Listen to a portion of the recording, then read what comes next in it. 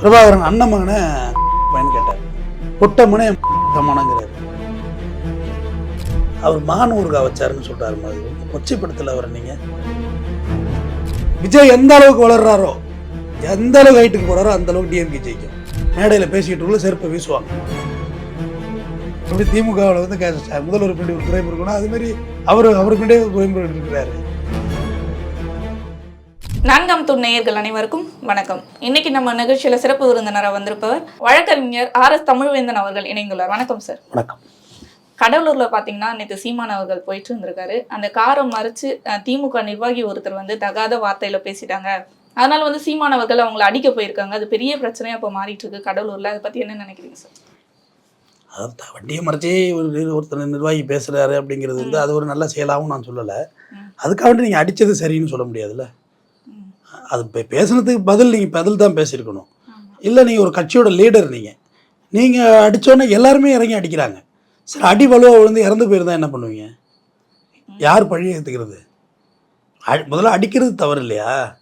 நீங்கள் கூட தான் மேடையிலேருந்து வாயில் வந்து ஓடி பேசுகிறீங்க. எல்லாரையும் கெட்ட வர சொல்லி மேடையிலேயே செருப்பு கேட்டுறாரு சீமானு. செருப்பு பிஞ்சு போகுங்கிறாரு. இதுக்கு முன்னாடி வந்து பத்திரிக்கையாளரில் செருப்பு கேட்டுருக்காரு. எல்லாரையும் அமாமெண்ட் தான் பேசுகிறாரு சீமான். உரிமையில் தான் பேசுகிறாரு. நான் அடிக்கிற அடியில் இந்த திராவிடம் என்ன ஆகுது பாடுறான்னு சொல்கிறாரு. தந்தை பெரியாரை பேசுகிறாரு, அறிஞர் அண்ணாவை பேசுகிறாரு, முத்தமிழர் கலைஞரை பேசுகிறாரு, ஸ்டாலினை பேசுகிறாரு, துணை முதல்வர் உதயநிதியை பேசுகிறாரு. போய் பம்புற இடத்துல பம்பிக்கிறாரு. எப்போ பம்பணுமோ அப்போ போய் பம்பிடுறாருமா. போய் சந்திச்சு எது கேஸு போட்டாதீங்க, எலெக்ஷன் வருதுன்னு பம்பிக்கிறது. ஆனால் வெளியில் வந்து பார்த்தீங்கன்னா வாய்ச்சொல்லில் வீரர் அடிப்பாங்கல்ல, வாய்ச்சொல்ல வீரராக பேசுகிறாரு. இது வந்து நம்ம எப்படி பார்க்கலாம்? இது கரெக்டா பார்க்கலாம். ஏன்னா இப்ப அவங்க தொண்டர்களும் வந்து அவங்கள போய் அடிச்சு போராட்ட களமா மாறி இருக்காங்க.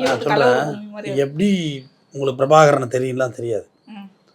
தமிழ் இனத்தின் ஒரு அடையாளம் பிரபாகரன். நிறைய அடையாளங்கள் நம்மள்கிட்ட இருக்கு. நான் கப்பலொட்டிய தமிழில் ஆரம்பிச்சு, மருதுபாண்டியரில் ஆரம்பிச்சு, தீரன் சின்னம்மனில் ஆரம்பிச்சு, பசுமன் தேவரையாவில் ஆரம்பிச்சு, அம்பேத்கரில் ஆரம்பிச்சு, இப்படி 1000 உதாரணங்கள் நான் சொல்லுவேன். ஆனால் தமிழ் இனத்தில் ஒரு சமகாலத்தில் ஒரு மாவீரன் இருந்தார் என்றால் அது மேதகு பிரபாகரன் தான். அவர் மானூர்கா வச்சாருன்னு சொல்றாரு. மாதிரி ரொம்ப கொச்சைப்படுத்தல அவரை. நீங்கள் ரொம்ப அருவருப்பாக இருக்கு. ரொம்ப அருவருப்பாக இருந்தது கடைசியாக. ஏமா அது ஒரு காலத்தில் ட்ரெண்டில் பேசினார். மாமக்கறி சீமான் அப்படி பேசி AK-74ன்னு சொல்லி அது ஒரு காலம் முடிச்சுது. நீங்கள் வேறு மாதிரி வந்துட்டீங்க. 35 லட்சம் வாக்காளர்கள் வாங்கிட்டீங்க. பொய் புரட்டு கதையை சொல்லி ஏதோ வந்துட்டீங்க மேலே. அப்போ இப்போ போயிட்டு மானூர்கா வச்சார். மானூர்கா எனக்கு வேண்டான்னு நான் சொன்னேன். சாப்பிடவே பயப்படுறாரு. இவர் சண்டை செஞ்சு என்ன பண்ண, சண்டை எப்படி செய்ய போகிறாருன்னு. அதெல்லாம் இல்லை, நீங்கள் வைங்கன்னு இந்த வீட்டு உள்ள மாமியா பேசுகிற மாரியில் பேசுகிறாரு உட்காந்து. அவர் பெரிய ஆளுமா அவர் பிரபாகரன். அவர் பேரை உச்சரிக்கிறது இங்கே அவனும் தகுதி கிடையாது, தெரிஞ்சுக்க. அவரை வச்சு இந்த அளவுக்கு முறைப்படி பார்த்தா அதெல்லாம் கண்டெம்ட் அவர் மேலே. அவர் பேசுகிறது பூரா கண்டெம்ட்டு. வழக்கு போட்டால் நீங்கள் பழி வாங்குதல்ல வழக்கு போடுதல்னு சொல்லிடுவீங்க. முதல் விஷயம், தன்னுடைய அரசியல் எதிர்காலத்தை இழந்த ஒரு வைகோ பிரபாகரனை சந்தித்த ஒற்றை காரணத்தினால் எதிர்காலமே போச்சு அவருக்கு. பழநெடுமாறன், கொளத்தூர் மணி, இவங்களாம் பல நாட்கள் பிரபாகரனோடு பயணித்தவர்கள். இவர் ஆனால் அப்படி இல்லாமல் அதை இன்னமும் அந்த பொய் பொருட்டு கதைகளை பேசி பேசி பேசி அப்போ இவர் உண்மையிலே டிராவல் பண்ணியிருக்காரா பிரபாகரன் அவர்களுடன்? இல்லைன்னா வந்து அதுக்கான வாய்ப்புகளே கிடையாதுமா. அதுக்கான வாய்ப்புகள் 100% கிடையாது. ஒவ்வொரு மேடையிலையும் சொல்றாரு, நான் பயணித்தேன், இவங்க கூட இப்படி இருந்தேன், அவங்க கூட அப்படி இருந்தேன்னு சொன்னது நிறைய சொல்றாரு. இது ஒரு மித்து. ஒன்று, ஒரு விஷயத்தை வந்து தொடர்ச்சியாக நீங்கள் சொல்லிக்கிட்டே வந்தீங்கன்னா அந்த பொய் ஒரு காலத்தில் ஏற்றுக்கொள்ளப்படும். உண்மைன்னு யாரும் நம்ப மாட்டான். என்ன மாதிரி பொய்ன்னு சொல்லுவான், ஆனால் அது ஏற்றுக்கொள்ளப்படும். மானூர்காங்கிறது வந்து எவ்வளோ ட்ரோல் ஆச்சு தெரியுமா? அதெல்லாம் தெரிஞ்சுமே சொல்றாரு. இல்லை, நான் இயல்பாகவே கேட்குறேன். ஒரு உப்பு கறி கண்டம் போடுவோம் ஆட்டுக்கறியில், மாரில் ஊறுகாய் செய்ய முடியுமா? முதல் விஷயம், அங்கே உள்ள வனவிலங்குகளை வேட்டையாடுவதற்கு அவர் பிரபாகரனை தடுத்து போட்டிருந்தார். பிரபாகரன் அண்ணன் மகனை கேட்டார். இவர் தான் கேட்டார்ல, பொட்டம்மனே மனங்கிறாரு. யாரை பேசுறீங்க, என்ன பேசுறீங்க? எப்போது உச்சத்தில் நடக்குது தம்பி. உச்சம், அதாவது ஹைட்டு பீக்கில் போயிட்டுருக்கு. வாழ்வா சாவான்னு தினம் செத்து மடிஞ்சிக்கிட்டு இருக்கப்ப இவருக்கு சோறு போட்டு பின்னாடி லிஸ்ட் எடுத்துக்கிட்டு இருந்தாங்கன்னு சொல்கிறாரு. இதெல்லாம் கொஞ்சமாவது யதார்த்தத்தோடு ஒத்து போகிற விடயங்களாக நீங்கள் பார்க்கணும். தலைவனுக்குரிய குவாலிட்டி வந்து அவர்கிட்ட நாளுக்கு நாள் குறைவை தான் நான் பார்க்குறேன். ஏன்னா விஜயோட வளர்ச்சி வந்து அவருக்கு பயங்கரமான கன்ஃபியூஸை கொடுத்துருச்சு. அதனாலதான் அப்படி பண்றாரு சொல்றீங்க. கொஞ்சம் டிப்ரெஷன் ஆயிட்டார் அவர். ஏன்னா விஜயோட வளர்ச்சி வந்து விஜய் எந்த அளவுக்கு வளர்றாரோ, எந்த அளவுக்கு ஹைட்டுக்கு போறாரோ அந்த அளவுக்கு டிஎம்கே ஜெயிக்கும். ஏன் விஜய் ஹைட்டுக்கு போனா டிஎம்கே ஆமா. ஜெயிக்கும்? இது எப்படி நம்ம புரிஞ்சுக்கிறது? டிஎம்கே பெரும்பான்மையில ஜெயிப்பாங்க. எழுதி வச்சுக்கோ, எழுதி வச்சுக்கோ. விஜய் வளர வளர டிஎம்கே டிஎம்கே ஜெயிக்கும், ஜெயிக்கும். டிஎம்கே ஜெயிக்கும். அது அவங்களுக்கு பின்னடைவு தானே சார். விஜய்க்கு போற வாக்காளர்கள் எல்லாம் அதிமுகவில் இருந்தும் பிஜேபியில் இருந்தும் சீமான் கட்சியில இருந்து வாக்காளர்கள் போயிட்டு இருக்கிறாங்க. செங்கோட்டையன் அங்கே போயிட்டார்ல, இன்னும் 4 மந்திரிகள் போக போறாங்க. ஆமா. அப்போ ஏடிஎம்கே என்பது நீர்த்து போக ஆரம்பிச்சிட்டு, அது ஒரு டவுன்ஃபால், அதோடைய இக்கட்டான நிலையில் இருக்கு அதிமுக. ஆனா இப்பதான் உங்க பிஜேபியோட கூட்டணி வச்சு நம்ம கட்சியை வந்து மேலும் இக்கட்டை சந்திக்க போறாங்க. மேலும் தவறான ஸ்ட்ராட்டஜி அது. அப்ப விஜய் வளர வளர இவருக்கு வந்து மேலும் மேலும் கோபம் வருது சீமானுக்கு. நம்மளோட வாக்குல எங்க போயிடும், அங்க போயிடும். ஏன்னா சீமான்கிட்ட இருக்கிறவங்க எல்லாருமே எப்படி பேசுறாங்கன்னா, ஒரு விஷயம் ஜென்ரலா சொல்லிடுறேன், மூச்சு விடாம பேசுறாங்க. இப்போ நீங்கள் ஒரு டிபேட்டில் நீங்கள் பேசுகிறீங்க, நான் ஒரு கருத்து பேசுகிறேன், எனக்கான டர்ன் வரக்குள்ள நீங்கள் உங்களுக்கு பேசணும், அதுதானே டிபேட்டு. ஆனால் இவங்க தானே கருத்துக்களை பதிவிடுறாங்க, மற்றவங்க கருத்தை முன்வைக்க விடுறதே கிடையாது. மூச்சு விடாமல் அடிக்கிறதுன்னு சொல்கிறேன், இறங்கி அடிக்கிறதுன்னு சொல்கிறேன். அதாவது பேச விடாமல் நம்மளே பேச விடாமல் அடிக்கிறது. ஏன் அப்படி பண்ணுறாங்க? இதை வந்து செஞ்சவர் அடால்ஃப் ஹிட்லர். தனக்கு எதிராக யாருமே பேச விடாமல் பண்ணியிருந்தார். தான் மட்டும் தான் பேசுறது. மேடையில் தோன்றுவார், அவர் மட்டும் பேசுவார், மறைஞ்சிருவார், மேடை விட்டு மறைஞ்சிருவார் ஹிட்லர். அந்த மாதிரி தான் இவங்க பேசுகிறாங்க. அப்போ உங்களுக்கு தேர்தல் நெருங்கிட்டு எல்லாமும் நடக்குமா? எல்லாமும் நடக்கும். மேடையில் பேசிக்கிட்டு செருப்பை வீசுவாங்க. கல்லை கொண்டிலாம் எரிஞ்சிருக்காங்க. பெரியார் மேலே மலத்தை கொண்டு அடிச்சிருக்காங்க. பாம்பள்ளி போட்டிருக்காங்க பெரியார் மேலே. பாம்பை பிடிச்சி அவர் போகிற கூண்டு வண்டிக்குள்ள அள்ளி போடுறது, செருப்படுத்தி வீசுறது, மலத்தள்ளி வீசுறது, எல்லாமும் பெரியார் தொடச்சிக்கிட்டு தான் பேசினார். வேத்தா வெடிச்சது பெரியாருக்கு. பெரியார் கருத்துக்களில் உங்களுக்கு முரண்பாடு இருக்குன்னு சொல்லி முடிச்சிடலாம். ஆனால் அவரை இந்த அளவுக்கு நீங்கள் கிழிக்க வேண்டியது இல்லையே. கிள்னு கிழிக்கிறாருலம்மா.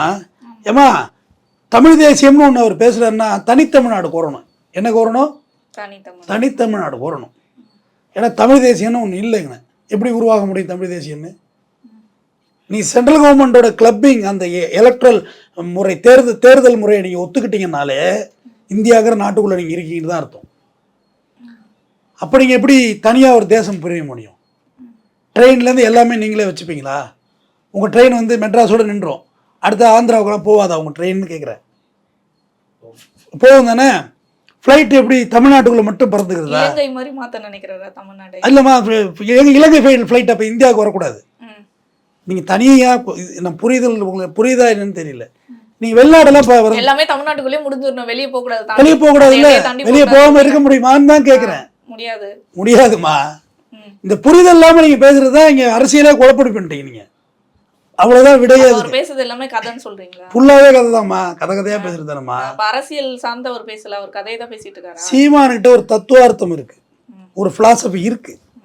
ஆனால் அவர் இந்த பொய் புரட்டுகளை அள்ளி விடுவதனால் அந்த தத்துவார்த்தம் அடிபட்டு போகுது. இப்போ வந்து மரத்துக்கு மாநாடு போட்டார். அது மரத்தோட இம்பார்ட்டன்சி, அதை நம்ம கிண்டல் பண்ணவே இல்லை. நல்லா கடலுக்கு மாநாடு போட்டார். கடலோட இம்பார்ட்டன்ஸு மீனவர்களுக்கான ஒரு பெரிய இம்பேக்ட் ஏற்படுத்தும். சீமானுக்கு வந்து மற்றவங்க எல்லாருமே ஸ்ட்ராட்டஜி சொல்கிறாங்க. நம்ம ஒரு கட்சிக்கு சீமானே பயங்கர ஸ்ட்ராட்டஜியான ஆள், பயங்கர ஸ்ட்ராட்டஜி அவர்கிட்ட இருக்கிறது. 10 வருஷமாக பேசியிருக்குமா விஜயலட்சுமி, ஒத்த மீட்டிங் வச்சு முடிச்சாருமா. அவன் வந்தாங்க போனாங்க, இப்போ என்ன அப்படின்ட்டாரு. குத்த வச்சிருந்த போன சோளக்காட்டுக்குள்ள தூக்கிட்டா போனேன், வந்தாங்க விருப்பப்பட்டாங்க இருந்தாங்க, இப்போ என்ன உங்களுக்குன்ட்டார். முடிஞ்சு போச்சு. பெரிய ஸ்ட்ராட்டஜி இது. இதை சொல்கிறது எவ்வளோ தைரியம் வேணும் தெரியுமா? எல்லாரும் சொல்லிட முடியாது இந்த வார்த்தையை. 10 வருஷமா நடந்துட்டு இருந்த உடனே ஒரு வார்த்தையில் முடிச்சு விட்டாரு. ஆனால் இவ்வளோ ஸ்ட்ராட்டஜினால பொது வெளியில் இவ்வளோ கோபம் வந்து கண்டிப்பாக ஒரு தலைவனுக்கு இருக்கக்கூடாது. அந்த கோபம் தான் விஜயகாந்த் சார் அழிச்சுது. விஜயகாந்த் சார் அழிவுக்கு காரணமே விஜயகாந்த். அவர் என்னெல்லாம் பேசியிருக்காரு தெரியுமா சீமானு? இன்னைக்கு விஜயகாந்த் அப்படின்னு அள்ளி விட்றாரு. ஆனால் என்னெல்லாம் பேசியிருக்காரு. அவர் ஃபோட்டோவெல்லாம் வச்சு மீட்டிங் போடுறாரு. இப்போ அவ்வளோ பேசியிருக்காரு விஜயகாந்த். விஜயகாந்துக்கு வாக்களிச்சுட்டு எனக்கு வாக்கே அளிக்காது, அந்த ஓட்டே வேணாம்லாம் சொல்லியிருக்காரு.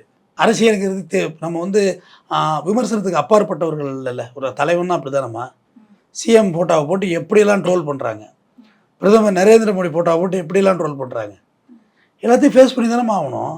ஆனால் அவர் வந்து அந்த நிர்வாகி பேசுனது தப்பு தானே. தகாத வார்த்தையில் பேசினா அந்த இடத்துல யாருக்கா இருந்தாலும் கோவம் வரும்ல, என்ன பார்த்து நீ இப்படி பேசுறியா அப்படின்ற மாதிரி. அதுக்கு அடிக்க கூப்பிடணும்மா. அதுக்கு அடிக்க போகக்கூடாது. ஒரு வக்கீலை வந்து விசிக தொண்டர்கள் அடித்தது வந்து எவ்வளோ பேக் ஃபயர் ஆச்சு தெரியுமா? அதுக்கு பின் விளைவுகள் வந்து அது எப்படியோ சமாளித்தாங்க அதை விசிக. ஆனால் அது பேக் ஃபயர் ஆச்சு. அது பெரிய அடிதான் உங்களுக்கு. ஆமாம், அதுக்கு பதில் சொல்ல முடியாது. நீ அடிச்சிருவீங்களா? கருத்தியல் ரீதியாக ஒருத்தங்க போனவங்க ஒருத்தன் ஒருமையில் பேசலாம், அதுக்காக திருப்பி அடிக்க ஆரம்பிச்சிருவீங்களான்னு கேட்டேன். அப்படி பார்த்தீங்கன்னா எவ்வளோ பேர் அடிக்கிறது? அப்போ மேடை போட்டு சிஎம் எல்லாம் திட்டுறீங்களா? அதுக்கு என்ன உண்மை தொண்டன் அப்படி தான் இருப்பான். அவன் அப்படி தான் கேட்பான். அது நீங்கள் அது எந்த கட்சியாக இருக்கட்டும், ஏடிஎம்கேயாக இருக்கட்டும், எந்த கட்சியாக இருக்கட்டும். ஏமா சீமான் கட்சியில் மற்றவங்க அடிக்க போனால் ஒரு தலைவன் நினைச்சே இருப்பா, என்னப்பா இப்போ அடிக்கிறீங்க, போய் விடுங்கப்பா, அப்படி தானே சொல்லணும். வன்முறையை தூண்டாமல் அதாகவும் செய்வது. இது வந்து வன்முறையை கிளப்பி விடுறது இல்லை. ட்ரெண்ட் கார்டு பண்ணால் எப்படி? ட்ரெண்ட் கார்டு இது வந்து ட்ரெண்ட் ஆக்குறது நம்மளை. அது தவறான முன்னெடுப்பு, தவறான அரசியல். இது வந்து அதான் சொல்கிறேன்னே, கோவப்படம் வந்துச்சு தெரியுமா? அந்த கோவப்படத்தில் வந்து அவர் முதலமைச்சர் ஆகிடுவார். கடைசியாக பார்த்தா அவர் தான் டெரரிஸ்டாக இருப்பார். அப்போ நியூஸ் போட பார்ப்பாங்க, தினாஞ்சல் பத்திரிக்கை, நியூஸை ஸ்டாப் பண்ணு, அவன் மட்டும்தான் கெட்டவன், அவன் கூட இருக்கவன்லாம் நல்லவன் அப்படின்னு சொல்லுவாங்க தெரியுங்களா? அந்த டைலாக் முடியும், நியூஸை ஸ்டாப் பண்ணிடுவாங்க. அதுமாரி சீமான் கூட நிறைய தத்துவார்த்தமாக இருக்கிறாங்க. கொஞ்சம் மேடை நாகரிகத்தோடு பேசுனாங்கன்னா அது நல்லா இருக்குங்கிறது தான் என்னோடய கருத்து. ரொம்ப நாகரிகம் இல்லாமல் பேசுகிறது, விமர்சிக்கிறது, அது திருப்பி நமக்கு வரும்ல. நம்ம எப்படி பேசுகிறோமோ அதுதான் ரிஃப்ளெக்ட் ஆகும் இங்கே. அது கொஞ்சம் அவர் சரி பண்ணிடணும். பொது வெளியில் எந்த தலைவர்களும் யாரையும் அடிக்க பாயக்கூடாது. அது தவறானது. நம்மளே அடிக்க பாய்ஞ்சிட்டோம்னா அப்புறம் கட்சி தொண்டை ஹீரோயிசம் அடிக்க ஆரம்பித்தான்னா ஒரு உயிரிழப்பு ஏற்பட்டு போச்சுன்னா கலவரமாயிடும். அது மட்டும் இல்லை, அந்த குடும்பத்துக்கு அந்த உயிர் தானே. 41 பேர் விஜய் கட்சியில் வந்து ஸ்டாம்பரில் இறந்தாங்கம்மா. அந்த குடும்பத்துக்கு ஒரு உயிர் லாஸ். அந்த தற்கொலைகள் வந்து பேட்டி வேறு மாதிரி பேசுதுங்க. எப்படியோ என் புள்ள சேர்த்து விஜயோட போட்டோ எடுக்க வச்சுட்டான்னு சொல்லுதுங்க. புரியலை அவங்களுக்கு. அந்த குடும்பத்துக்கு லாஸ், உயிர் லாஸ். சீமான் அவர்கள் பொருளாதார ரீதியாகவும் படுபயங்கர வளர்ச்சியில் போயிட்டார். அவங்க பின்னாடி நிற்கிற ஒருத்தவங்களும் அவர் யாருன்னு தெரிய ஆரம்பிச்சிட்டு. இப்போ ரத்தம் சிவசங்கர் சாரெல்லாம் வந்து அந்த கட்சியிலேருந்து விலகி தான் தள்ளி தான் நிற்கிறாங்க. காளியம்மாள் விலகி நிற்கிறாங்க. காளியம்மாலாம் பிசுறுன்னு சொன்னார். ஒரு தவறான வார்த்தைகள் தானே. ஒரு எளிய பின்னணிங்கிறது தான் நீங்கள் அப்படி ஈஸியாக பேசிட்டீங்க. இது பவர்ஃபுல்லாக உள்ளவங்கள சாட்டை துறைமுருகன் அண்ணன் உங்களால் பேச முடியுதா? சொல்லுங்கள். அவரை நெருங்க கட்சியை விட்டு விலக்கி வச்சிருக்கேங்கிறாருமா. ஆனால் எல்லா நேரத்தையும் கூட துரைமுருகன் அண்ணன் தான் இருக்கிறாரு, சாட்டை துறைமுருகன் அண்ணன் தான் இருக்கிறாரு. எப்படி திமுகவில் வந்து முதல்வர் பின்னாடி ஒரு துரைமுருகனோ அதுமாரி அவருக்கு பின்னாடியே துரைமுருகன் இருக்கிறாரு. அவர் சாட்டை எண்ணெல்லாம் பேசவே முடியாது. ஏன்னா அவங்களாம் ஃபண்டர்ஸ், அந்த கட்சிக்கான ஃபண்டர்ஸ். எப்படி பேசுவீங்க நீங்கள்? ஒரு ஆடியோ ஒன்று வெளியாச்சு, என்ன பேச்சு வச்சிருக்க பாரு, நீ வலைவலி நடத்தி இதை பண்ணி என்ன பேச்சு வச்சிருக்கலாம், எப்படி பதில் பேசுறதுன்னு சீமான் ஆடியோ ஒன்று வந்துச்சு. அதனால் துரைமுருகன் அண்ணனெல்லாம் அவர் ஒன்றுமே பேசுறது இல்லையே. நிறைய பேர் சொல்றாங்க எங்களை வந்து மதிக்க மாட்டாரு, எங்களை வந்து தரைக்குறைவா பேசுறாரு, அந்த மாதிரி நிறைய கருத்துக்கள் வந்துட்டே தான் இருக்கு. அவர் அப்படி அவருடைய இயல்பு சுபாவம் அதுதானம்மா. அரசியலுங்கிறது ஒரு பெரிய நாகரிகமா. அது முதல்ல உடச்சல் இருக்கிற சீமான்மா மேடல் ஏறி அவன் விட்டு கைட்ட ஆரம்பிச்சாரு. அதுக்கப்புறம் எல்லா கட்சிக்காரங்களும் அந்த மாதிரி பேச ஆரம்பிச்சிட்டாங்க. உனக்கு மட்டும் தான் பேச தெரியுமா என்ன? அப்படி எல்லாரும் பேசுவாங்கல்ல. ஏன்னா 15 வருஷமா அவர் வந்து அந்த போட்ட உழைப்பு எல்லாமே வந்து இப்போ அவர் நடந்துக்கிற அந்த நடவடிக்கையில எல்லாமே அவருக்கு பேக் ஃபயர். அதுக்கெல்லாம் அறுவடை பண்ணிட்டாருமா அவரு. அந்த உழைப்புக்கெல்லாம் அறுவடை பண்ணிட்டாரு. பண்ணாமலாம் இல்லை, நேரம் பவுன்சரோட சுற்றுற அளவுக்கு வந்துட்டாரு. நீங்கள் வேற உழைப்புக்கு அறுவடை பண்ணி தான் காளிமுத்தன் பொண்ணை கல்யாணம் பண்ணியிருக்காரு. என்ன சொல்லிவிட்டீங்க? என்ன அவர்கிட்ட என்ன காசு இல்லை, என்ன இல்லை அவர்கிட்ட. பாஸ்போர்ட் நம்ம கவர்மெண்ட் வாங்கி வச்சிருக்கேன் அவர் இந்த கேஸில், ஒரு வழக்கில் ஜெயலலிதா பீரியடில் வாங்கினது. அதை கொடுத்தா அண்ணனை நீங்கள் இந்தியாவிலே பார்க்க முடியாது. மோடியை விட அதிக சுற்றுப்பயணம் மேற்கொள்வார் ஜாலியாக. அதனால் அவர் உட்காந்துருக்கிறாரு. நாகரிகத்தோட பொது வழியில் அரசியல் பண்ணணும். தொடர்ந்து பேசுவோம். நன்றி.